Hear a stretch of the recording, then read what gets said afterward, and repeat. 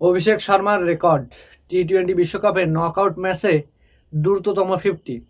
চলুন দেখে নিই কাদের ছাপিয়ে তিনি 1 নম্বরে আসলেন। তো এই লিস্টে থাকবে 5 জন।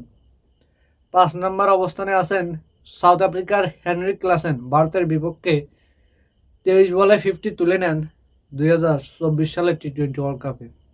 এরপর 4 নম্বর মাইকেল হাসি, পাকিস্তানের বিপক্ষে 22 বলে 50 তুলে নেন 2010 সালে। এরপরে 3 নম্বরে আছেন যুবরাজ সিং। তিনি অস্ট্রেলিয়ার বিপক্ষে মাত্র 20 বলে 50 তুলে নেন 2007 সালের টি-20 ওয়ার্ল্ড কাপে।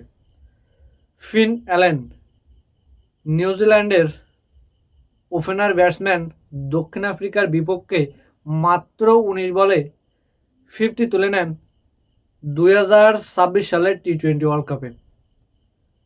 এবং সর্বশেষ এবং রেকর্ডের মালিক অভিষেক শর্মা।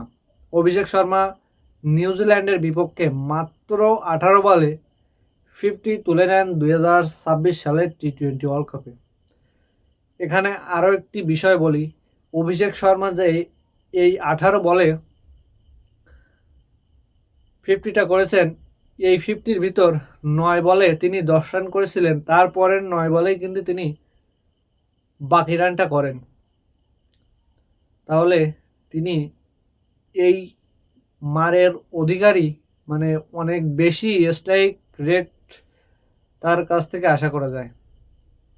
তো ভিডিওটি ভালো লাগলে অবশ্যই চ্যানেলটি সাবস্ক্রাইব করবেন।